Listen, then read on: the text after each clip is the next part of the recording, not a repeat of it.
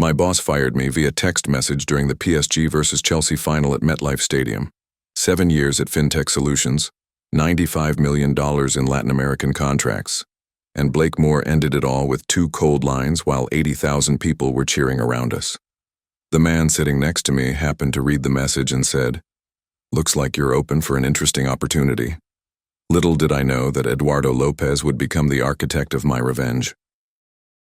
My name is Ryan Anderson. I'm 41 years old, and until 3 weeks ago I was the Director of International Expansion at FinTech Solutions, a Miami-based fintech company.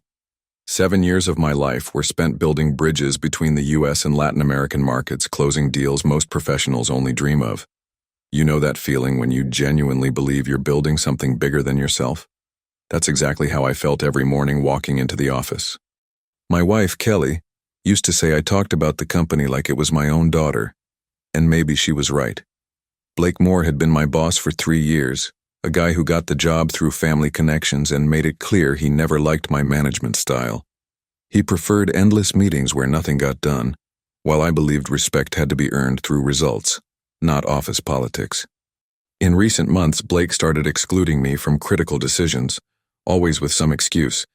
"Ryan, this meeting is for execs only," or "That's an internal discussion first." I swallowed hard and stayed focused on my clients, but Kelly noticed I was coming home later and talking less about work. The FIFA Club World Cup was taking place here in the US, and when I secured a $15 million deal with a Mexican company, Blake gifted me tickets to the final at MetLife as recognition for outstanding work. At the time, I thought I was finally getting the respect I deserved. After all, it's not every day you win tickets to see Paris Saint-Germain face Chelsea in a historic final. I even called my dad to share the news, and he said, "Son, sounds like your boss finally sees your value." If only I'd known what was coming. Sitting in those stands at MetLife Stadium, surrounded by over 80,000 people screaming, I felt part of something big for the first time in months. The stadium was electric, with PSG and Chelsea fans creating the kind of atmosphere you only find at events like this. But there was something off in that moment, a feeling I couldn't quite explain, like someone was watching me. That's when I looked to my left and saw a man in a suit, probably around my age, who seemed more interested in watching me than the game. I had no idea that this random encounter would completely change the course of my life. First half was winding down when I felt my phone vibrate in my pocket. PSG was up 1-0, and the whole stadium was buzzing. You know that contagious energy only a Club World Cup final can generate. I grabbed my phone, expecting maybe a text from Kelly asking about the game, or a client celebrating our last deal. But it was from Blake. One line that changed everything. "Ryan, you are terminated effective immediately. HR will contact you Monday about next steps." I read it twice before it fully landed. For a moment, I thought it was some bad joke. Have you ever had that moment when your brain just refuses to accept what it's seeing? I looked around.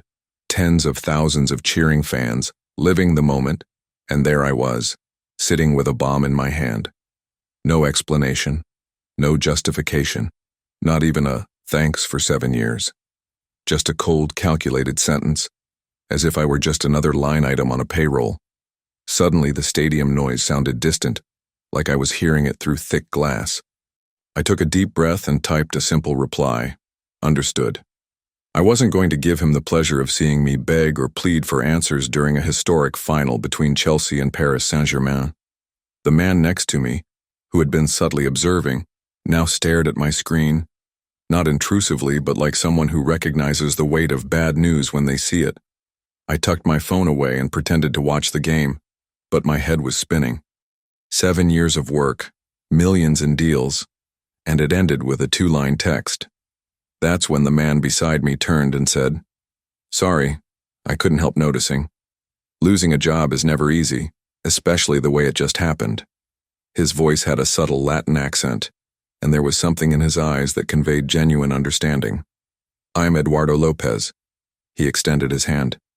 "And from what I just saw, maybe we have more in common than you think."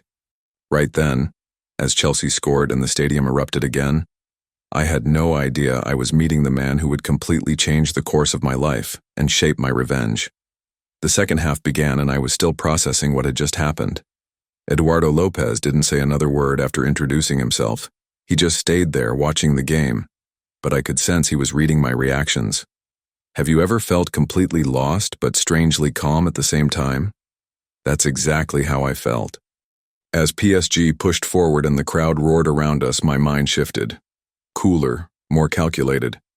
I pulled out my phone and opened my notes app. I started making a mental checklist of things I needed to review. Contracts I'd closed in the last 6 months, key emails Blake might have intercepted, documents stored on my company computer. 7 years of work don't just vanish, and a firing like this, no warning, no explanation, usually means there's more to it. My corporate experience taught me that when someone acts this coldly, they're trying to hide something. Mind if I ask a question? Eduardo turned to me during a calm moment in the game. You handled Latin America, right? I recognize your name from some contacts I have in Miami. I nodded and he continued. Funny, because last week I got an intriguing offer from a Chinese firm wanting to buy Latin American client data. It struck me as odd at the time. My blood ran cold. There was no way Blake was involved in something like that. Kelly called me at halftime asking how the experience was going. I lied, said everything was great, the match was incredible. I didn't want to ruin her night with news like that. She deserved at least one peaceful evening before discovering our lives had shifted completely. But while I was talking to her, my mind was working overtime, connecting dots I'd ignored for months. The secret meetings, the emails Blake claimed got lost, the way he always changed the subject when I asked about specific clients. During stoppage time, Eduardo handed me a business card. Lopez International Financial Services, I read to myself. I work on fintech expansion from Latin America to the US, he explained. If you'd like coffee next week, maybe we can talk about some opportunities. I have a sense you'll be available. There was no sarcasm in his voice. Just professional understanding from someone who knew great opportunities sometimes come from the worst moments. When the final whistle blew and the French team lifted the trophy, I felt neither joy nor sadness. I felt something I hadn't felt in a long time. Raw determination. Blake had made a mistake firing me like that, especially if he had a hand in what Eduardo had hinted at. I pocketed the card, shook Eduardo's hand firmly, and said, I'll call you Monday. As I walked out of MetLife Stadium with the roar of celebration behind me, I already knew this wouldn't just be a conversation about opportunities. It would be the start of my response. Monday hit me like a punch to the gut. I woke up at 5:30, just like I had for the past 7 years, and for a few seconds, I forgot I didn't have an office to go to anymore. Kelly was already up making coffee, and I knew I couldn't keep the truth from her any longer. I need to tell you something, I said, and I saw her face change instantly. I told her about the firing, how it happened, about Eduardo Lopez. She was silent for a long moment, then said, Ryan, you have no idea what's really behind this, do you? I called Eduardo at 9 a.m., and he suggested we meet at a quiet cafe in Coral Gables, far from the watchful eyes of Miami's corporate world. When I arrived, he was already there with a folder by his side and that serious look I'd seen at the stadium. Before we talk about opportunities, he said, I need to show you something that might completely change how you see what happened. He opened the folder and pulled out a stack of documents that made my blood run cold. They were data purchase proposals, all signed by Blake Moore. 3 months ago, I got a call from a Chinese company called Golden Dragon Investments, Eduardo continued. They wanted to buy detailed information on Latin American clients doing business with U.S. fintechs, bank data, investment patterns, even personal information. He pointed to one of the documents. When I declined, they mentioned they already had an inside source at a Miami-based company who was willing to cooperate. Now I know it was Fintech Solutions. My head started spinning. Blake wasn't just betraying me, he was selling out our clients. The cafe around us seemed to go quieter, or maybe it was just the ringing in my ears. Eduardo went on. I did some digging after our meeting at MetLife Stadium. Blake Moore has major gambling debts, over $200,000. On top of that, his brother-in-law, who has a history of financial fraud, was recently hired by Fintech Solutions. It all started to make sense. The secret meetings, my exclusion from key decisions, the sudden firing. Blake was clearing the way to sell information without anyone knowledgeable enough to intervene. There's more. Eduardo opened another document. I found records of suspicious wire transfers from FinTech Solutions' corporate account to offshore accounts over the past 4 months. Always on Fridays, always in amounts just below the threshold for mandatory reporting to the government. He showed me a detailed spreadsheet. Ryan, your boss isn't just selling data, he's laundering money. And your firing wasn't about incompetence or office politics. It was because you were the only one who knew the Latin American clients well enough to notice something was off. I picked up my phone and started making calls. First to Patricia Williams, the HR director at FinTech Solutions, a woman who had always respected my work and had shown signs of discomfort with some of Blake's recent decisions. Patricia, I need to ask you something important, I said when she answered. Do you have access to the company's wire transfer records from the past few months? There was a long pause. Ryan, are you okay? I heard about your firing and didn't understand a thing. Blake said it was due to restructuring, but we all know you were our top performer. Patricia agreed to meet us for lunch. When she arrived at the cafe, she looked worried and brought a folder full of documents. I've been suspicious for weeks, she said. Blake has been pressuring me to approve hires and transfers without giving me time to properly review them. Last week, he tried to get me to approve a $50,000 transfer to an account I'd never seen before. She opened the folder. So I started my own investigation. The documents Patricia brought were damning. Intercepted emails, contracts altered without approval, and the most shocking, a formal proposal to sell the Latin American division of FinTech Solutions to Golden Dragon Investments. Blake was negotiating the sale of your entire division, Patricia explained. He wanted you out first because he knew you'd never allow that to happen. The firing was just the first step in a much bigger plan. My breathing grew heavier. This wasn't just about me, it was about every client I had worked to bring in. Eduardo leaned in. Ryan, this is way beyond an unfair firing. Blake is committing federal crimes, selling private financial data, laundering money, corporate fraud. He paused. But it's also our opportunity. If we act smart, we can not only expose what he's doing, but also protect your clients and build something better. Patricia nodded. I have copies of everything. Emails, wire transfers, contracts. I've just been waiting for someone I could trust to help figure out what to do with it. I looked at both of them and felt something I hadn't in a long time. Hope, mixed with a thirst for justice that felt almost physical. Blake had completely underestimated the consequences of his actions. He thought firing me would solve his problems, but instead, he'd created the perfect setup for his own downfall. Are you both ready to do this the right way? I asked. I'm not looking for cheap revenge. I want real justice, something that protects the clients and uncovers the whole truth. Eduardo smiled. Ryan, I didn't come this far to do anything halfway. As I left that cafe, with copies of all the documents and a clear plan of action, I knew my life had changed forever. Blake had made the fatal mistake of underestimating not just my integrity, but also my ability to find allies when I needed them most. Walking back to the car, I called Kelly. Honey, I need to tell you what I found out today. And I also need to let you know our life is about to get a lot more interesting in the next few weeks. The betrayal I had uncovered was much bigger than I imagined, but so was the opportunity to do what was right. On the way home, one thing became crystal clear. Blake Moore had just declared war on the wrong guy, and now, with Eduardo Lopez and Patricia Williams by my side, I had the right tools to win this fight for good. What started as a humiliating firing during a Club World Cup final was now becoming a chance to expose a criminal operation that could have destroyed dozens of Latin American companies.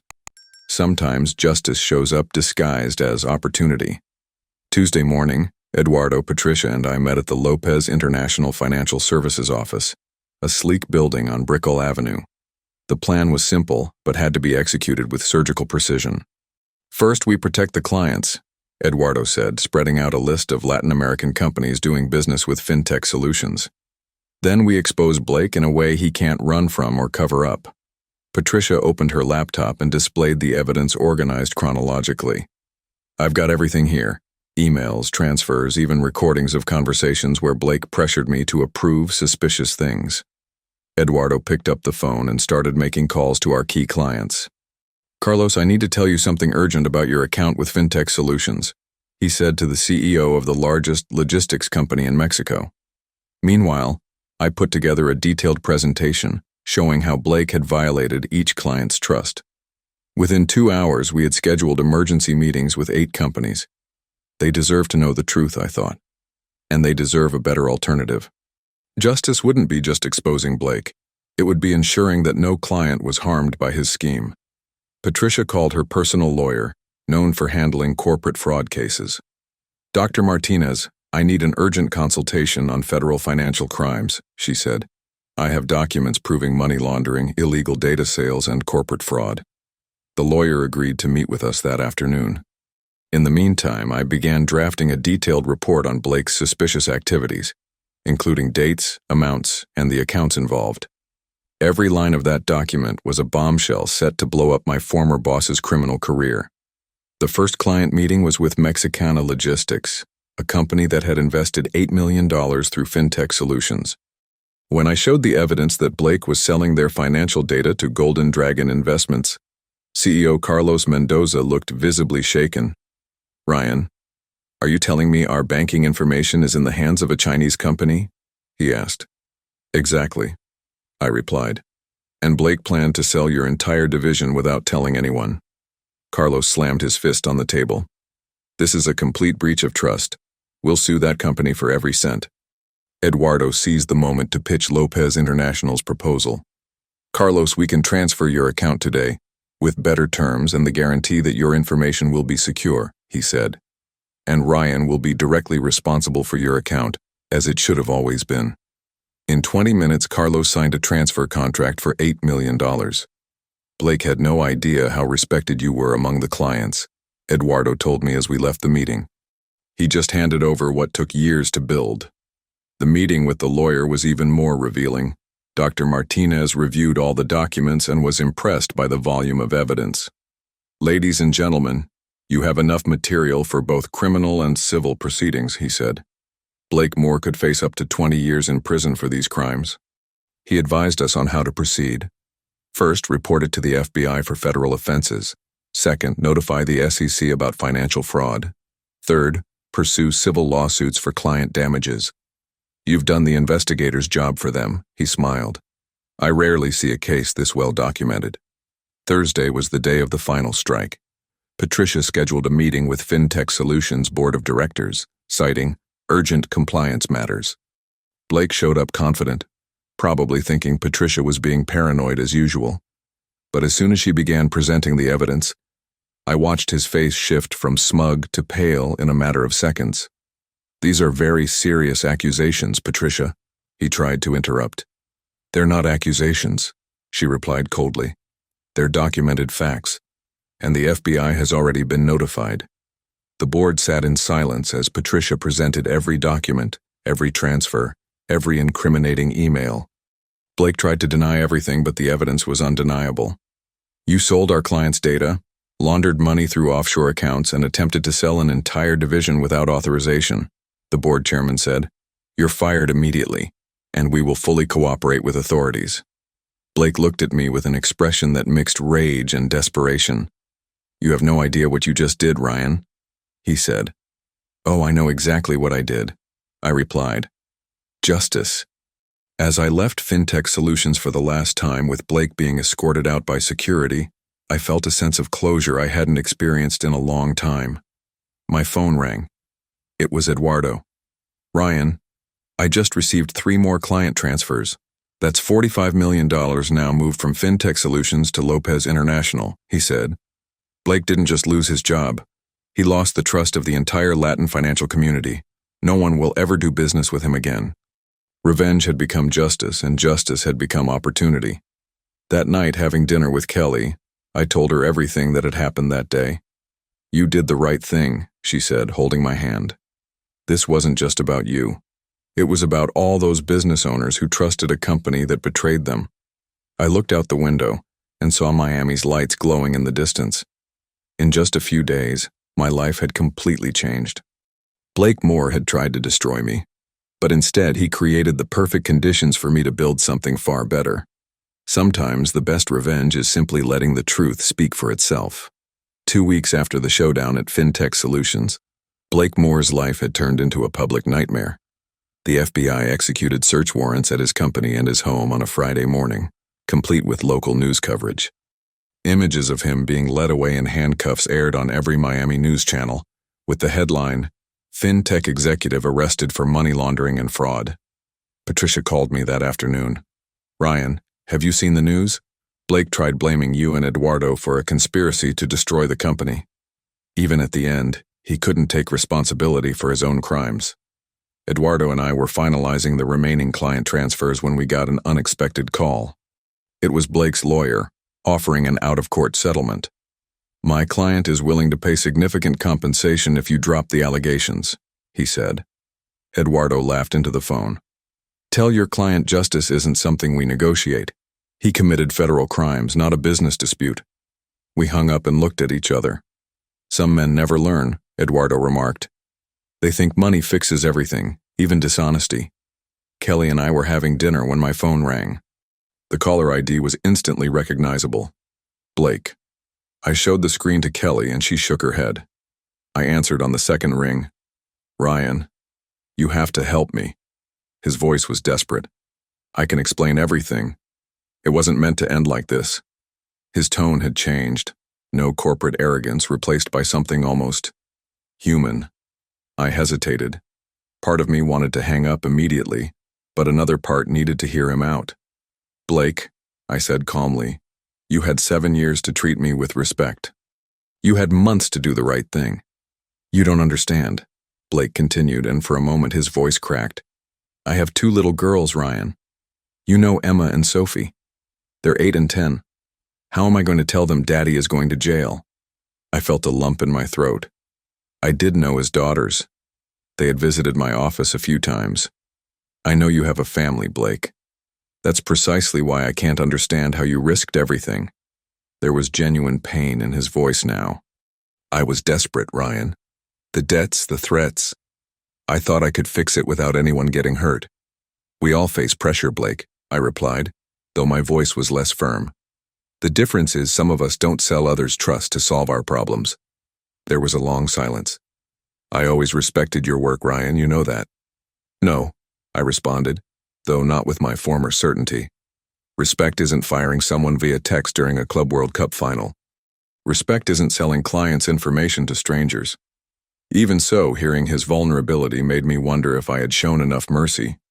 Maybe not. Maybe I never would know.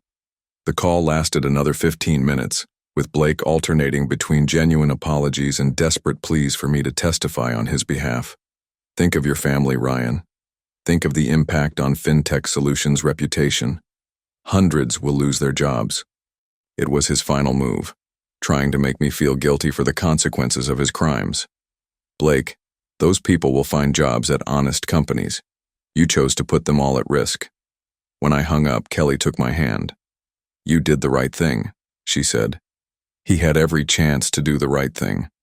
Even so, I slept poorly that night, thinking about his daughters. 3 days later, I received a text from Blake. "Hope you can live with what you've done." This time I responded, "Hope you can live with what you did." Not the most mature reply, but it needed to be said. I showed the exchange to Eduardo, who was reviewing contracts at the office. "He's trying to guilt trip you until the end," he said. Typical of someone who never takes responsibility. I deleted the conversation and blocked the number. Some bridges deserve to stay burned, and some people don't deserve a second chance to disappoint you. The rupture was final, and was I at peace? No, it wasn't peace. It was closure. Patricia called me one Monday morning with news on the case progress. "Ryan, the FBI attorney said Blake's going to take a plea deal. He's handing over info on other similar schemes in exchange for a reduced sentence." She paused. Apparently what he did at FinTech Solutions was just the tip of the iceberg. There's a whole network of execs selling client data to Chinese firms. I felt a mix of satisfaction and relief. Our whistleblowing had unearthed something far bigger than we'd imagined. Justice was unfolding on a massive scale. The last indirect contact with Blake was through an article in the Miami Herald. Ex-fintech executive sentenced to 8 years for fraud and money laundering. The article detailed that he lost his home, his assets were seized, and his financial industry license had been permanently revoked. I didn't feel joy reading it, just a sense of closure mixed with inexplicable sadness. He chose this path, I thought. Every action has consequences, and some consequences are irreversible. Still, I thought of his daughters visiting him in prison on weekends. 2 months later, Lopez International Financial Services had become one of the fastest-growing fintechs in the Latin American market. Our former fintech solutions clients didn't just stay. They referred other entrepreneurs searching for a truly trustworthy partner. Eduardo offered me an equity stake and the role of vice president for Latin America. "You didn't just save our clients," he said. "You proved integrity still matters in corporate America." I accepted the offer, knowing I'd found not just a job, but a new professional family built on mutual respect and shared values. 18 months after the Club World Cup final at MetLife Stadium, I was sitting on the balcony of my new apartment in Coconut Grove, drinking coffee and reading the morning paper. Kelly was out in the garden, watering the plants we had picked out together for our new home. A symbol of new beginnings she insisted on having. Lopez International Financial Services had become one of the most respected fintechs in the Latin American market, with offices in Miami, São Paulo, and Mexico City. My equity stake gave me not just financial stability, but something I hadn't felt in a long time: genuine pride in the work I was doing. On those quiet mornings, I finally understood what it meant to work with mutual respect. Eduardo and I had become not just business partners, but real friends. He taught me that the corporate world didn't have to be a battlefield where only the most dishonest survive. Integrity isn't just about doing the right thing, he would say during our weekly meetings. It's about building relationships that stand the test of time. Our clients weren't just numbers on a spreadsheet. They were business owners who trusted us to protect their dreams and investments. Every deal closed, every problem solved, every satisfied client reminded me why I chose this profession. It wasn't about revenge or proving something to Blake Moore. It was about building something solid and lasting. One morning, I received an unexpected letter. It was from Carlos Mendoza, CEO of Mexicana Logistics, our first client to transfer from FinTech Solutions. "Ryan," the letter said, "I want you to know that your courage in exposing the fraud didn't just save our company. It saved several others that were being exploited in the same way. We discovered that Blake had sold data from at least 15 Latin American companies. Your decision to do the right thing protected hundreds of jobs and millions in investments." He ended by saying he had recommended our services to 5 other business owners. I stored the letter in the drawer of my office desk, alongside several similar messages I had received. Some afternoons, when the silence got a little too loud, I would look at those letters and remind myself that something good had come out of all this. Blake Moore had tried to destroy me, but ended up creating the perfect conditions for me to find my true purpose. It was never about being the best or most successful. It was about being dependable, honest, and respectful. Kelly often said I seemed younger now, lighter. "You're not carrying the weight of working for someone who didn't value you anymore," she observed. And she was right. I had learned that true justice doesn't come from destroying those who wronged us. It comes from building something better than what they tried to take away. And now, I'm talking to you. Yes, you, who stuck with me through this journey. Have you ever gone through something similar? Had a boss who fired you in a humiliating way, or discovered betrayal in the corporate world? Share your story in the comments. I want to hear how you dealt with the lack of respect in your workplace. Your story might inspire someone who's going through the same thing I went through. If this story touched you in any way, don't forget to subscribe to the channel and turn on notifications. Every week I bring you real stories of people who turned unfair dismissals into opportunities for justice-driven revenge. Stories of corporate resilience, of integrity triumphing over dishonesty, and of professionals who proved the world wrong about them. Remember, your greatest strength lies in your ability to do what's right, even when others choose the wrong path.